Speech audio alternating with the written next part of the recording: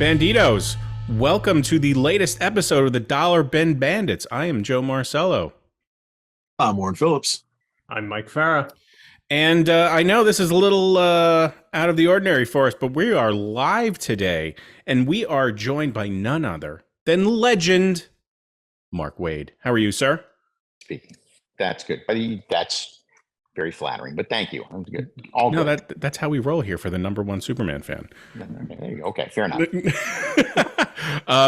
Thank you so much for joining us. It's an absolute pleasure. This is the third time we've had the pleasure of speaking to you, so we appreciate you coming back for yet again. Of course. And for everyone who is listening, we are discussing Mark's new project, the Shazam series, which is out already and absolutely just so much fun to read. So we definitely recommend that you guys go out and check it out. We are waiting. Let me interject real quick. Dan Yes. Mora is on his way. I just got the email. Okay, great. So keep an eye out. Okay. sounds good. So we're going to kick it off. We're not going to ask our usual question that we always do, how you discover comics, because we covered that. Today, we're going to ask basically, why Shazam and why now? Sure. Although, feel free to ask Dan what brought him into comics, because I'm not sure I know that answer. We'll hit him up afterwards and get a whole all Dan episode.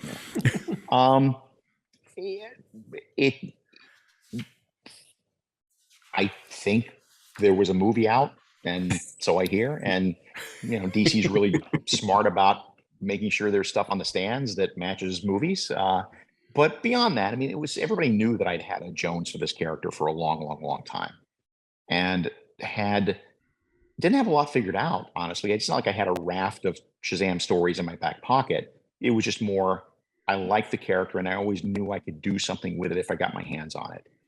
And so about a year ago, actually, Paul Kaminsky, who was our world's finest editor and also the editor of Action Comics, contacted Dan and me and said, how about we do something on the sly? Let's do it secretly. Let's build a Shazam feature that we can throw in the back of Action Comics maybe, or something.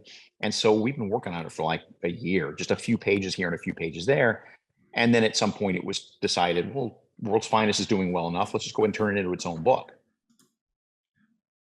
Sounds good. Now, I something that you mentioned, since there is a movie out, was this time to come out at this time, basically, so that it kind of coincided with the release of the movie and stuff? I mean, probably. It wasn't like a super calculated, steepled fingered publishers making cold decisions. It was also the sense that, we should have that character in print. I mean, so there were a bunch of different factors. I'm sure that was a factor, but it was also, look, there should be that book should be on the stands somewhere. Right. That character should be out there.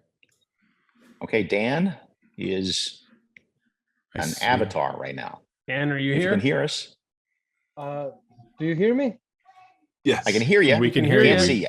We don't see you. I'm here. Okay, let me see. Is that the? There we go. There he is. Hey, you are. Dan Dan. Moore, everybody. Thank Hello. you so much for joining us, Dan. No, thanks to you. I'm so sorry. No, being not a problem at all. Thank you so much for taking the time out of your schedule, because I know you're cranking out comics for Mr. Mark Waid here.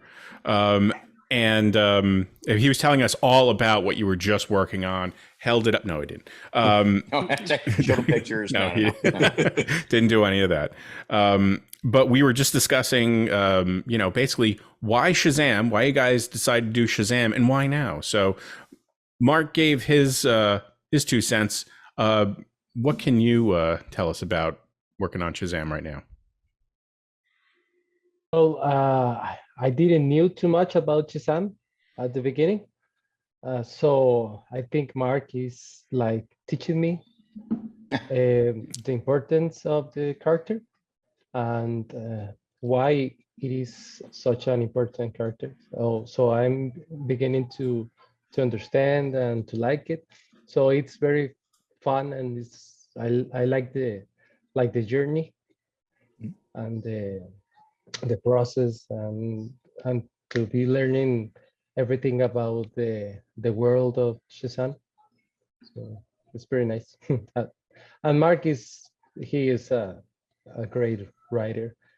So he always makes me smile when I'm drawing. So that's something that I really appreciate. That's, Like, that's I- fantastic. You're very kind. Thank you. And by the way, it's, back to you, same, obviously, I love working with you. So, and we should talk about, you mentioned process. We should talk about this. It's with World's Finest, it's different than it is with Shazam. With World's Finest, I do a full script and give it to Dan. But with Shazam, I asked Dan, who's such a great storyteller on his own, do you want to just do plot dialogue? That way he has a lot more control of the pacing, the storytelling, and the moments and stuff. And Dan, you seem to have run with that pretty well. Yeah, it was something different. I didn't expect that, and I didn't knew that I could do it. It was Yeah. something I never tried that, but it was fun, and I think it worked. So Yeah. I just hope people like it because it totally works. Yeah. Yeah, I when we started, I wanted to say that I really enjoy this issue. I've been a fan of Shazam. I will, I'm really tempted to call him Captain Marvel. I do it all the time. Yeah. And it comes up in the both in the movie and in this issue, but it was so much fun. It was just a really fun read. The art is fantastic. And the story, I'm totally hooked. So it's a great first issue. Thanks. Who makes us look good too is Alejandro Sanchez, the artist, the colorist. He's great. It's so funny. Oh, yeah. I mean, we have two different people coloring. One, Tamara Bonvillain's coloring Dan on World's Finest, and Alejandro on Shazam. Completely different looks. I think, right, Dan? Just they feel like completely different looks to them. Yes. People think that I'm doing something different, but it's not me. It's the colors. Yeah. Yeah, but they look great. Yeah, they look great. Yeah. I think they're appropriate to each different, tone and book. Mm-hmm. Yes. See, Alejandro gives like a new life to my drawings, something different, a different perspective, and I really like it. It's not very often that I like a new colorist, being honest, and Alejandro is just great. And I love Tanra, but I love Alejandro too, in a different ways. It's something I don't know how to explain. He does something really subtle and interesting, which is if you look at the book and look at the upcoming issues, the captain's the only character in red, the only thing in red in the whole book, as I remember. I don't know if he doesn't color anything else red, which I like. Helps him pop. Okay, I didn't notice that. Yeah, That's go cool. back and take a look. Yeah. Yeah, I have to go back and look now. Yeah, that's cool. As far as the look of the character, you guys have kind of gone more with the classic look as opposed to some more modern incarnations of the character. Was that done on purpose? And what did you want to bring Dan to the character as far as your art goes? We were doing World Finest, so I think I was like in the mood of these classic characters. So when I started working on Shazam, I was thinking the same. So I just did DC never told me, or Mark or I don't remember if they told me the costume that he should use. So I just did the one that I think was the coolest. And that was it. It wasn't like too much head into it. Just there was something that I just thought that it will be cool. Now, Mark, was that the vision that you had in your mind, what he came up with when you were doing this? It was. Yeah, I would say, although the vision was, in my mind, was dictated more by his take than vice versa. Gotcha. Makes sense. I wanted to back up to the beginning for both of you. Dan, you already got into this a little bit, which is probably more recent, but both for you and Mark, what was your first memory, if you can remember, of getting to Captain Marvel, of basically reading him or knowing that he existed? And can you remember your sort of first impressions of the character and what you thought? I'm not sure if I remember my first time, but I know that I think the time that I like under like I think maybe was in the Justice League animated series. Mhm. I think he was in one episode and he was fighting Superman. I think that that maybe was one of the first times, but I'm not sure. But I like it. I like what I saw. It was cool, and it was a kid. Yeah, but I to be honest, I can remember the first time. It's something that you know that you had in your head for a long time, but it can remember the first time. I can, because I was 10 years old. I mean, so anything that happens to you when you're that age, it's like the golden age of comics for you. So I was, one of the purchasers of Shazam #1 back in 1973, Mhm. and I was on board immediately. I mean, DC at that point had really pumped up in advertising and promotion and stuff. They really made us salivate for that thing, and fans were really hungry for that. And I love that comic, and was really in love with that. I didn't know the character before then. I'd heard of him in like old, comics history books and stuff, but I didn't know the character. But I read that character, and I just love the innocence. I love the purity and the tongue in cheek sort of sense of humor to it that wasn't like any other DC comic at the time. I fell in love with that character instantly. Yeah, that's something I find very endearing about the character is, he's a child with gifted these superhuman powers. And I think as a kid, you're always thinking, well, what would I do? This is what I would do if I had basically Superman's powers. And, it's one of the things that I kind of enjoyed about the movies, but then I got a little annoyed with after a while. They went a little overboard. But after about four hours of it, yeah. It actually helped remind me to steer a little away from that. If you maybe more in upcoming issues, but if you take a close look at Billy's voice in the book and the captain's voice, I'm making an effort to give you a little subtle difference. So that the captain is not as wacky, or not as, as much as I love Zach, Levy, I not quite that goofy. Yeah. Billy can be, but I think the captain is a little more. He's still Billy, but and he still thinks of himself as the same person. But I just want there to be a little more maturity to him when he turns into the captain.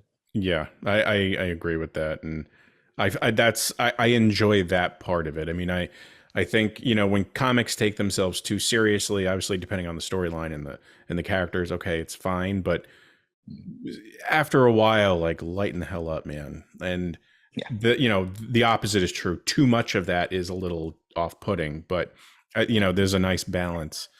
So I know we keep referring to him as the captain, and not going into the whole history of rights and this, that, and the other, because I know if you go to an Alamo draft house and seeing either Shazam or Captain Marvel, they have these whole vignettes beforehand and kind of break it down, so it's really interesting.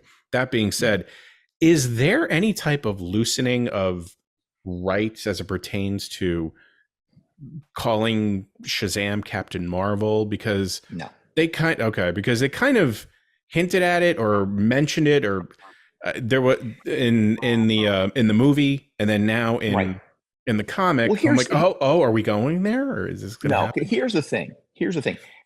I think technically we could say it in the comic, but the problem becomes that you merchandise that character. You put him in cartoons, you put him in movies, you put him on beach towels, you put him in action figures, and you can't call him Captain Marvel outside the pages of it. You can't call him Captain Marvel on the cover of a comic or anything like that, because Marvel has that locked down. So it's really, I think the reason they changed the character's name to Shazam about 10 years ago, finally pulled that Band-Aid, was just for brand recognition. And I chafed against it because I don't like a character who can't say his own name out loud. Yeah. I appreciated that about the first issue, that you're putting it down on paper why Yeah. why we are going back to at least the Captain, if not Captain Marvel, is because Right. simply it's illogical for him to try to refer to himself as Shazam. Yeah. So like I've said, it's not like you're not going to see like him called the Captain on beach towels and action figures or anything like that. It's really just more of an in comic, tongue in cheek Mhm. thing. But it was the best we could do. I mean, even Captain Thunder is somebody's trademark right now. So there weren't a whole lot of straws for us to grasp at. So, And it's not like he has a friend named Tennille that's going to come in too. So don't worry. I'm a big Doctor Who fan. So I just thought of it as like the Doctor just calls himself the Doctor. Right. Mhm. That makes sense. I'm doing all the talking and Dan is not being allowed to do any of the talking, and that's not fair. Sorry. I'm not very good at talking, so that's okay. This is one that both of you can jump in on, is that I know we're really sort of at step one, but as steps go forward, could we see like the Marvel family or Mastermind, some of the original characters start to creep up and take a role in the series? Yeah, I absolutely. I don't want to write the kids out, the other Shazam family members out, Right. but it's difficult to write that character having adventures if everybody else in his family has the same superpowers, because then why aren't they a part of every adventure? Mhm. And I really needed to drill down on him. I generally do that. If you look at my history, I tend to do that when I take over a book, which is just move the supporting cast to the side for a couple or three issues so I can really get the feel of the main character and really nail that down and then start bringing them back in. So yeah, the kids show up in issue 2 and the other villains will be popping up sooner than later. I don't know if Dan has any particularly itch to draw Mr. Mind or Savannah. I have no idea. Dan? I don't know.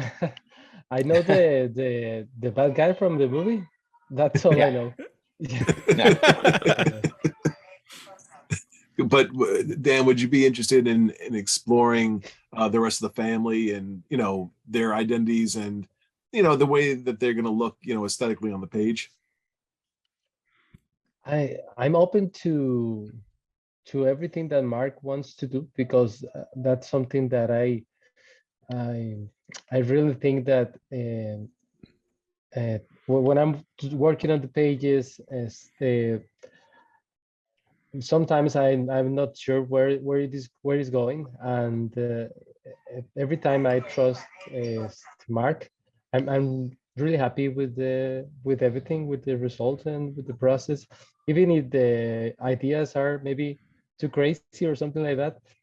He make it work. So if he wants to include everyone, and that's okay. I'm happy. I want to draw like Mary, because I like to draw the girls, the ladies. That's something I like to draw, the woman. So that's something it will be nice to do. Oh, we'll definitely bring her in sooner than later. She's the only one now with Shazam powers besides Billy, and as you saw in Lazarus Planet, now she has those powers, but they're given to her by different gods. So I have a bit of a sort of follow-up for Dan, or actually a follow-up to what we were talking about earlier in terms of the comparison of World's Finest and Shazam. It seems like, World's Finest is very much rock'em sock'em adventure. They're always in their costumes, very bright. And that's not to say that Shazam is not very bright in terms of, coloring and levity and things like that. But Shazam, tells a more personal, I think, more emotional story, at least, based on issue 1. Is it really interesting for you, Dan, to sort of go back and forth between the sort of two worlds and the two tones? Do you like to do, a little bit more of the adventuring and then over here a little bit more of the world building? Sorry, my kid is here. He's saying hi. Hi. He's busy eating. Hi. Vaya, mi amor, vaya. I don't know, but I think maybe in my head, I think I don't separate the comics, Shazam and World Finest. Sometimes it's a mix in my head, like it was only one issue, and sometimes I draw Shazam and World Finest. But I think one of the difference or one of the difficulties from Shazam is to draw the kids, that the children. That's not something easy for me to draw the little guys and the heads and the eyes. That's something I struggle. So that's like one of the things that I think it's very different from World Finest, because in World Finest I have these muscular guys and and everything, and Shazam I have the hero obviously, but to draw the kids, that's something that it's like very difficult to me. So I'm trying to do it right. It doesn't show. I mean, I was going to say it the looks same great. thing. Yeah, I Absolutely. think the kids look It's very natural. very difficult to be to draw Billy the same age in every panel, because sometimes it's a little, Right. it's like older, sometimes he's younger. So that's something that is very difficult. But with teens, I think I don't have I don't have a problem, but with kids, it's a little bit difficult. I don't think so. I mean, I don't see it. I think that I've never noticed that Billy seems older or younger in these panels. I think maybe you're your own worst critic on this. Maybe. We've seen that a lot, incidentally, in a lot of these interviews.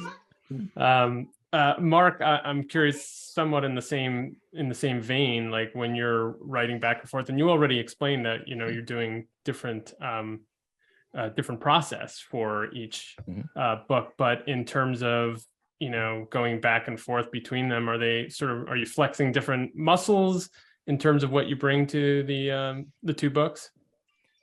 Yeah, I mean, I think the World's Finest is a little more serious a book. It certainly has its lighter moments and its funny moments, but it's a trickier beast because the Shazam book is happening in continuity at DC right now, right? So that means it counts to fans. Whereas something like World's Finest that is not, it's in continuity, but it's not set in the here and now, right? It's not affecting other books. It's easy for fans to look at that and go, oh, that doesn't really count as a, you know what I'm saying? Yes.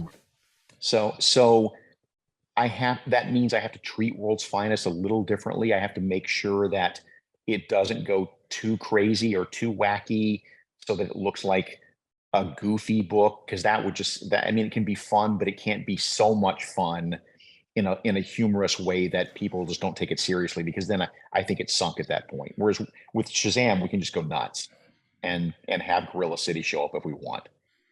Dan, did you know you were having to draw gorillas? Did we send you the issue 3 yet? Surprise!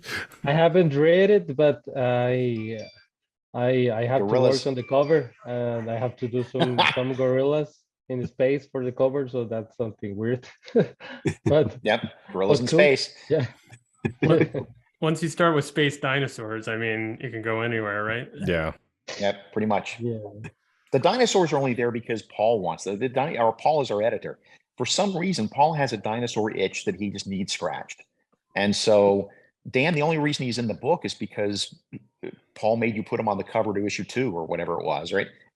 There was one cover, an alternate cover or something where the dinosaur's there? Anyway. Yeah, I think dinosaurs are awesome. Yeah. Dinosaurs are just cool. I mean, so then we had to sort of crowbar the dinosaur into the series, but we're in that to be a blessing in disguise, because that character is a lot of fun as he shows up in issue 2. Not the family from the first one, but in issue 2, somebody else from that planet comes along with a grievance, and that's kind of where that goes. Okay. Dan, do you just basically crank out work 24/7? Yes. Okay. So you don't sleep at all. Yeah. And how many? Okay, well, good. How many? And you don't have to say, because I know you probably couldn't mention it right now. But how many other comics are you working on currently, or is it? I mean, this is currently the most important. But yes, right now I just finished TMT and Power Rangers, and so right now I'm just working on Shazam and World Finest. So that's my only 2 books. Really But fun there series. was a moment when I was uh, doing the 3 books, so that Wow. was very hard. Wow. But that I finished. Do you So all think? good. Do you think you could do 3 books on a regular basis, or was it just that period of time? No. I think it's very difficult. It's not good for my head or for my everything. No, for my Right. family. I did it because I like it. I love the Ninja Turtles, and I love the Power Rangers, and I love Shazam, and I love Perfect. Batman, Superman. So that's something that I really enjoy, but I can't continue doing 3 books per month. It's too Okay. much. All right. That was a fun series too, by the way. I was really big fan of that. Thank you. So I know we mentioned Lazarus Planet, Alpha and Omega being the most important two, obviously. How much of an effect does that have on this series? I know it's mentioned and it's referenced because it kind of changes status quo magic wise. And will we have to kind of really dive into all those back issues of Lazarus Planet to really kind of get the gist of what's going on for this series? No, not really. Okay. No, I mean, I wouldn't. I wouldn't say don't read them because I also wrote those. So please. No, I know, but, and I'm reading them. I know, but they're not. But we cover it in like one panel in issue 1, which is that the Lazarus Planet event has changed magic a little bit in the DC universe, and that's why the other kids don't. That's why Billy can't share his powers right now. He would love to. He's trying to figure out a way to, but he can't. And that was basically set up in Lazarus Planet. Other than that, no. We're just. I really want to keep this book something that you can read on its own, that kind of exists out in this corner of the world, and has its own tone to it. And it definitely does that because I've really enjoyed Shazam over the past few years, but there've been some major kind of reboots every few years, so things change, whether it was Dark Knight's Metal or this event or that event. So major things happen to the character and things change. And I think for a while he was trapped in the Rock of Eternity for a while, kind of being guardian of that, and he couldn't come out. So I like where this is going because I was bummed at how heavy that character was becoming. And this series reminds me of the Batman Brave and the Bold series cartoon that was out, which I just plowed through with my son. And there are a few episodes that focus on Captain Marvel. I'll say Captain Marvel here. Yeah. And it just had that classic feel to it. It had Mary Marvel. It even had Junior. Yep. The other, yes, Captain Marvel Jr. And it was just that classic tiny dot-eyed look and feel. And this really kind of has that same feel to it, and it was fun. And I have I wouldn't let my son, not that he couldn't, but I wouldn't let my son read some of the other stuff that came out, because he'd probably be I don't get this, but he would really enjoy this series. So good. I'm glad to hear. Yeah, it's fun stuff. Now, are we going to, I know we touched on it, we're going to see other, the Marvel family, but there've been other characters that were brought up in past series of Shazam. I think they even brought in his father at one point. Is he still bopping around somewhere? I have to go look. I'm blanking on that for a second. I know I've read the stories. I read what Jeff did. I don't remember if his father's still out there somewhere. Okay. I'm sure right now people are typing furiously in the comment section to let us know. Guys, I'm watching you. There is anyone? No? Okay. No. All right. No. Okay. Sorry. That was it. That was just my 2 cents. But yeah, I mean, but I certainly have no problem with bringing in the other Shazam villains, the other classic villains, the other classic characters, the other Fawcett characters that are out there. But we've not really seen a lot of the character interacting with different villains in the DC universe that he doesn't normally interact with. Mm-hmm. And that's the fun of it to me, is and Dan's seen this with World's Finest. I mean, that's the reason that you've got, you know, Supergirl and Robin together, is because we've never seen them together. That's why the Doom Patrol's in World's Finest, because Batman and the Doom Patrol, we've never seen that before. So same with Shazam. Like, let's have real fun and put him with some of the DC characters that are fun to do, but he's never met before. And to that point, Dan, are there any characters that you haven't gotten a chance to draw yet that you would love the opportunity to do so? I think Mark is working on it, because I have, I think I'm drawing almost every character now. In I got a list World early Finest, on. Yeah. Yeah. But yeah, there's a lot of new characters every issue, and that's something that I really like. A lot of characters that I don't know, and yes, I think I feel like I'm drawing the Justice League sometimes, and that's something that I really like. Yeah. You have a way. Let me pop in here for a second. I don't want to take the mic away from the people who are hosting this thing, but No. I just want to say, one of the things that I really admire about Dan is that he can take the corniest looking supervillains from the 60s and make them look awesome without fail. I didn't think you could do the torpedo, the shark, and the whatever, the three who fight the Teen Titans in the last day. I didn't know you could do that with those guys and make them look cool, but you did. Yeah, I did. I didn't know too. It was when I saw the designs, it was like, oh, okay, that's going to be difficult, but it was fun, and I think, yeah. Thank you. Yeah. Yeah, I was about to ask, Dan, what is your research process, or what's the process that you do when it comes to a character that you're not familiar with?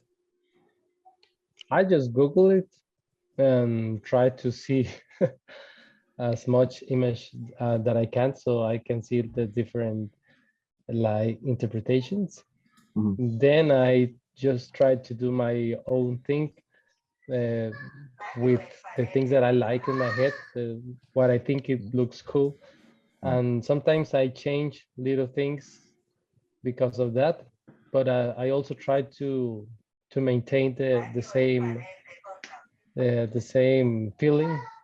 So yeah, I also use a lot of action figures.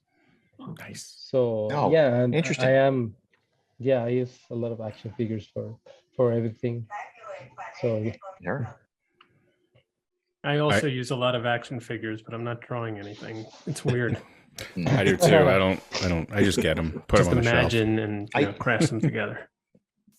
I use trading cards. I like to, if I'm writing like a scene with a bunch of different superheroes, I just put the trading cards out in front of me, because that way, like chess pieces, I can make sure that everybody gets play. Like, if they're all visually in front of me, I can remember, oh, Aquaman hasn't had anything to do for a page, or, oh, I haven't given Wonder Woman any dialogue for the last 2 pages.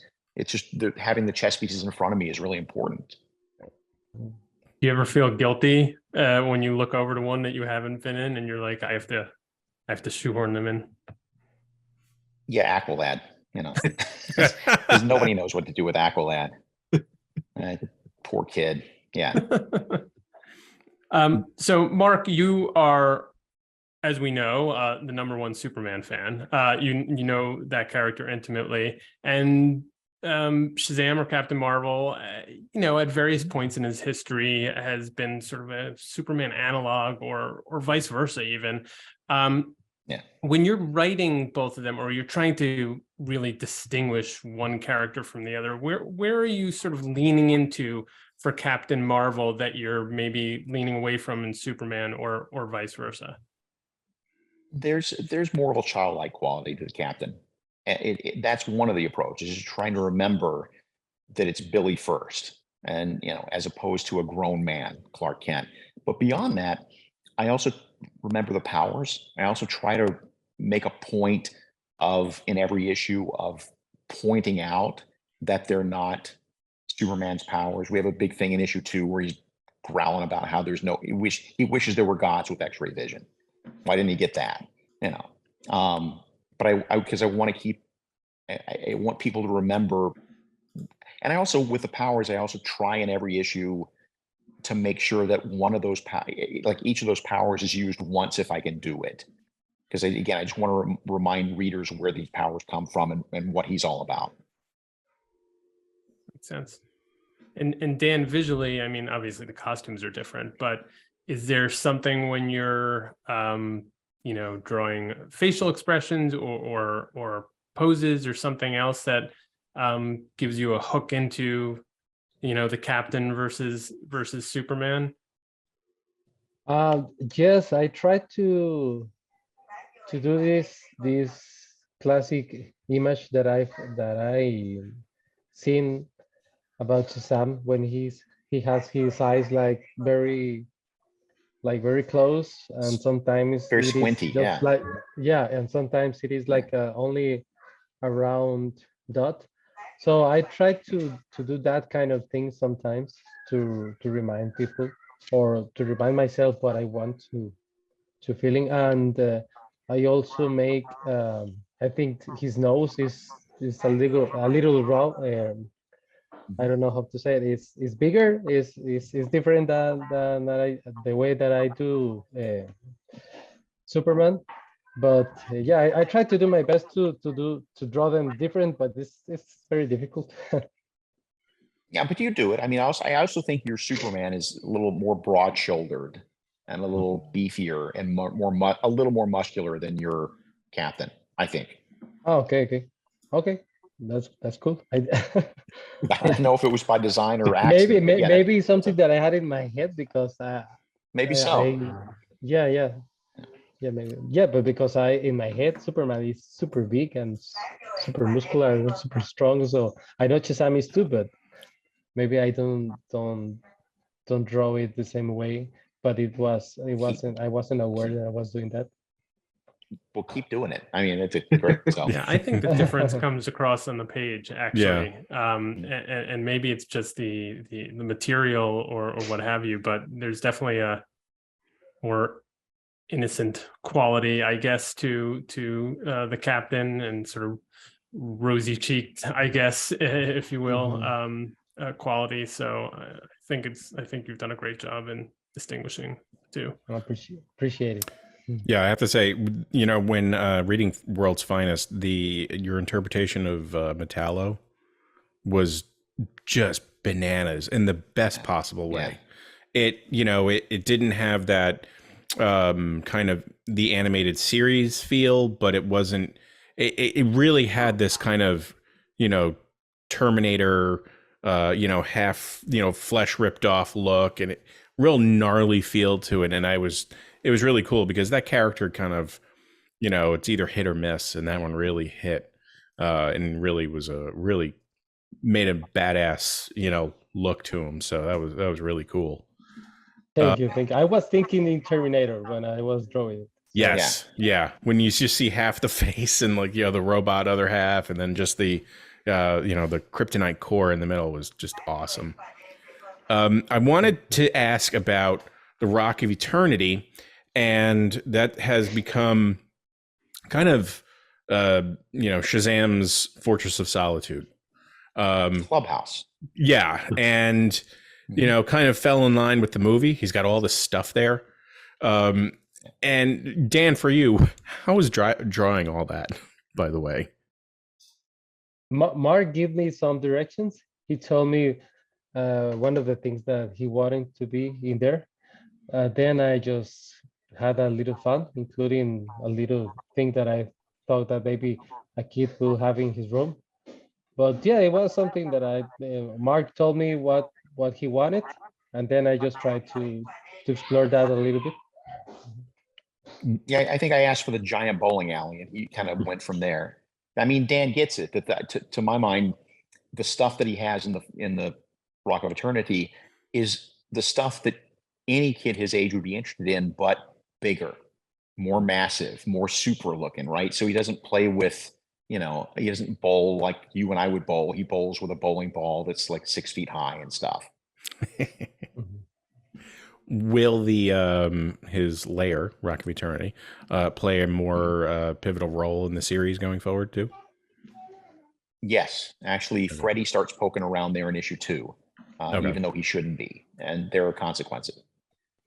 Okay, cool. Because that was something I appreciated about the movie and all its silliness. You know, to see the Rock of Eternity, such a major thing, and you know they open doors and there's this other room with all this other stuff in there. I mean, it was great. It was a great part of it. So I'm glad that this is going to be, you know, I'm looking forward to seeing that being incorporated because it never really gets touched on.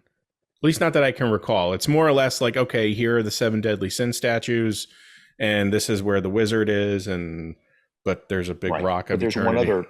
But there's one other big important thing about it, which is that, and this is from the Golden Age, which is that from the Rock of Eternity, you can go to anywhere past, present, or future. Right. So that's something that we'll play with down the road. Okay. Because that was always in the 50s then. Yeah. So he can go back to the past and play with World Finest. Yes, he can. There's the cross. There's the tie-in. There we go. The tie-in right there. Mark, I'm curious, when you're writing dialogue for a youth character, a child character, how do you balance between not making him sound silly, but also maintaining that this is a child speaking, that's not an adult speaking? Right. I wish I had a better answer, but it really is just I can hear the voice in my head. Okay. That's a lot of it. And in terms of then slang or colloquialisms, I try to stay away from a lot of that stuff if I can, only because that stuff doesn't age well, right? Kid slang does not age well. Things that were cool to say 5 years ago sound stupid now. And you don't hear many teenagers walking around talking about how lit anything is right now. So if there are places where I've made up slang and my editor calls me and goes, wait, what is this word? Well, you get it. You understand what I meant. So, maybe it'll catch on. Who knows? But that's a long answer to your question, but it really is just, I can hear the voices in my head for every single one of these characters. Like I just know what they sound like to me. You don't test out. Go ahead, Dan. No, Mark knows this character so well that he just hears their voices in the head. Yeah. I understand, because when I'm reading the script, when Batman speaks, I hear Batman voice, and so I figured that that's something that similar to what he thinks when he's writing. He just knows the voices for everyone. Yeah. I forever have Kevin Conroy's voice in my head for no matter what Batman. That's the voice that I have. Yeah. Well, I wanted to ask a question about going forward, and very general about, what fans who have already, consumed number 1 and maybe are reading it again and again until number 2 comes out. But what do we have to look forward to without, obviously spoiling, major surprises, but, what can we look forward to as the series goes on? Well, the first 5 issues is one arc. It's basically that's the Meet the Captain arc. And this is the one where, as you've seen at the end of issue 1, something weird is taking a hold of the Captain for a brief moment at the end of issue 1. And something similar happens in issue 2 that is not anger, but it's something else. And then what you're seeing is there are forces, I'm trying to be very vague about it, but there are forces that are sort of warring for control over him. And the answer of who that would be is pretty obvious, actually. But it's each of these characters that is sort of trying to push and pull, play tug of war with the character. They all have their own specific strengths, but their own specific weaknesses. And that's kind of what's coming out with these when the Captain blows up or the Captain ends up being reckless or what have you.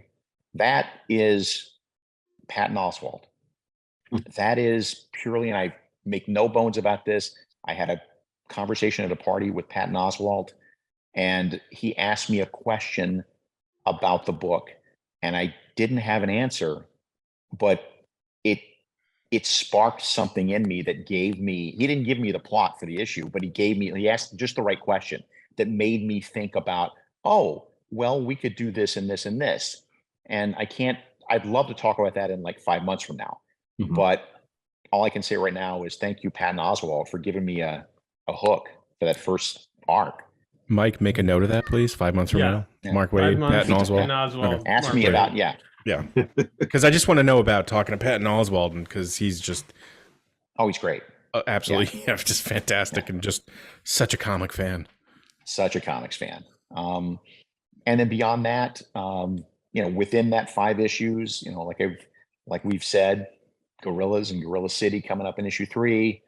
Gargowax, the Doom Patrol villain who is the Emperor of the Moon, that's issue 4. Captain Marvel, I call him Captain Marvel too. The captain fine. ends up starting a war between the Moon and Gorilla City, which is not something he meant to do. And then beyond that, I don't want to spoil anything. We've got some plans for the next few issues beyond that. Dan knows that it's one of his pet characters that he wants to draw, that I wanted to figure out how to put them in World's Finest, but I couldn't tonally figure out a way to do it. And then it suddenly occurred to me, oh man, Shazam's the perfect place for that character. Dan, you remember who I'm talking about. Yeah. So, yeah. So also this is going to be the first time that I draw gorillas. I haven't. Yes. So I'm sensing some concern about this. Yeah. Gorillas, huh? And when he was describing the war and the gorillas, I was in my head like, what? You're like, oh, yeah, Surprise, okay, yeah. gorillas, sure. Yeah. A whole city. You get to draw a whole Gorilla City in issue 3. Different kind. No problem. Okay. I'm glad I walked you off the edge there. And Dan, anything else you're, again, without spoilers, you're looking forward to or can tell us about? Other than gorillas? This character that Mark is trying to put into the book, that's something that I really look forward. Yeah. It's going to be fun. Okay. Can I ask about an possible elephant in the room, which is, I'll just name the character Black Adam. Is that character on the shelf, or is that a possibility for down the line? It's a possibility for down the line. I can't imagine that they wouldn't cross paths at some point. But right now, Christopher Priest is doing his series at DC, so I didn't want to step on that. And then the next job will be, if we do manage to put those characters together, how do we do it in a way that treats Black Adam with the sort of solemnity and the sort of grimness that he brings with him, and not screw up the tone of the Shazam book at the same time. So that's going to be the puzzle. Look, The Rock is not involved, so you don't have to worry. He's not going to come visit me at my home. Yeah. He's done, so don't worry. You've got Patton Oswalt in your corner. Don't worry. The man I put Henry Cavill in my comic. Right. Yeah. Well, let's not get started on that. This has been really interesting. Very fun discussion. I want to thank you both for taking the time to discuss. I mean, look, this is just one issue, and we spoke about it for an hour, so this is awesome. Thank you both for taking the time out of your day. I mean, this is, I know, Dan, you're busy cranking out gorillas and various issues of this book. So thank you very much. Dan's time is more valuable. Dan's time is more valuable than mine, because he could have drawn an entire page in the time he took to do this interview. No, I see the reflection on his glasses. He's doing that now. I mean, I know he is. Dan, let me ask you. That was the reason that I was late, because I wanted to finish one page. So that's probably even more important than our. Yeah, trust me. Let me ask you a kind of a shop question, Dan. Do you prefer like your method of drawing? Do you do like regular traditional pen to paper, or pencil to paper, what have you, or do you do digital type of work? Shazam is all digital. Okay. Because I couldn't find the time to do some of the pages traditional. but World Finance is the main pages with a big Batman or with a big Superman. Those pages I try to do it traditional. Okay. So it's yeah, it's like I don't know, a big percent of the comic is traditional, and there are a few pages that are traditional. Do you prefer one over the other? I like the both for what they are. I like that I can be faster and that I have more time when I do things digital, but I like the feeling and the textures and everything that I can do, and the way that I treat the characters when I do it traditional. So it's different. I like it both, but I'm happy doing a few pages traditional and a few pages digital. I wouldn't feel good if I do all the pages digital, and I couldn't make it if I do all the pages traditional. So Mm-hmm. yes, and I feel this I have like a good balance. I guess, considering the type of work the way work is done nowadays, at some point or another, it ends up becoming a digital piece because, just the nature of the beast. You do your scans, eventually it gets into a digital form, and then there's room for touching up here and there. But I know some people just swear by, just the technology. They can just do the tablets and go right from there. I can't. I mean, there's just something about that tactile feel of a pencil to paper, or a marker to paper. It just way different, just much more satisfying. So sorry. Well, I Yeah, would say, I mean, if I can just jump in here for a second, I'm sorry, Dan, I didn't mean to step on you. I was going to brag No. on you again. no, So- I was going to say that, yeah. I was going to say that a lot of times people work digitally because it's so much easier to make changes Right. and stuff. But the beauty of Dan, he doesn't really have to do that very often, because Dan is smart enough, and I thank him for this every single day. He'll do 4 or 5 pages like stick figure breakdowns Oh, to that's send to us, just to make sure that everything's in place and that everything makes sense. And 99% of the time, the answer is that looks great. And so he doesn't really have to make a whole lot of changes once he's drawn it. But yeah, that's why a lot of people work digitally, is because it's just so much easier to move things around and change and switch. Mm-hmm. Very interesting. Appreciate it, yeah. Yeah, I find Yes, that process fascinating. It is, yeah, it is a lot of easier with digital. So yeah, you can like do more stuff in the day. But if you do some stuff traditional, you can sell the art and everything. So that's something that is important too. So yeah. Interesting. Well, guys, before we wrap and talking a little bit about the future again, Mark, you've had a couple of new DC projects announced, including the World's Finest Teen Titans spinoff. Yep.